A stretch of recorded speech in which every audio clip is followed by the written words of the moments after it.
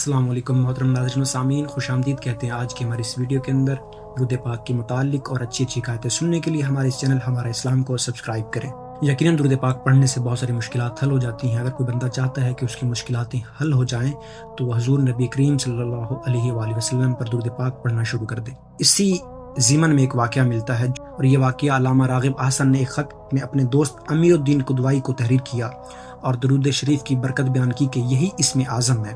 خط میں آپ نے یہ واقعہ لکھا کہ پاکستان کے معروض وجود میں آنے پر علامہ صاحب کلکتہ والے مکان کی چوتھی منزل پر مقیم تھے۔ بھارتی حکومت نے ان کی گرفتاری کے وارنٹ جاری کر دیے۔ یعنی کہ پاکستان کے معروض وجود میں آنے پر بہت سارا کردار علماء کرام کا بھی ہے، جس میں ایک نام علامہ راغب احسن کا بھی ملتا ہے۔ آپ نے اپنا ہی واقعہ اپنے دوست کو ایک خط میں تحریر کیا، پھر فرمایا کہ آپ نے بیان کیا کہ سپرنٹینڈنٹ پولیس اور چند دیگر افسران علاقہ کے ساتھ آپ کی گرفتاری کے لیے آیا اور مکان کو گھیرے میں لے لیا۔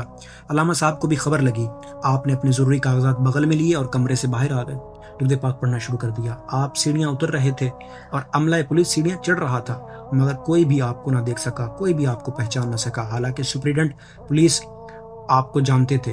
علامہ صاحب ہوائی اڈے پر پہنچے، اپنا نام پر ڈھاکہ کے لیے ایک ٹکٹ بک کی اور بذریعہ ہوائی جہاز کلکتہ سے ڈھاکہ پہنچ گئے۔ اور انور قدوائی لکھتے ہیں کہ میرے والد صاحب امیر الدین قدوائی کے علامہ راغب احسن کے ساتھ برادرانہ تعلق تھے، جس کی بنا پر علامہ راغب احسن نے ایک خط میں اپنے دوست امیر الدین قدوائی کو یہ واقعہ تحریر کیا، کیونکہ وہ دوست تھے آپس میں، اس لیے انہوں نے وہ یہ واقعہ تحریر کیا۔ سبحان اللہ، ماشاءاللہ، کیسا ہی پیارا واقعہ ہے۔ اسی طرح اچھے اچھے واقعات سننے کے لیے ہمارے چینل کو سبسکرائب کریں، ویڈیو کو لائک اینڈ شیئر کریں، کمنٹ بلو میں اپنی رائے دینا نہ بھولیے گا۔ جزاکم اللہ خیرا و احسن الجزا۔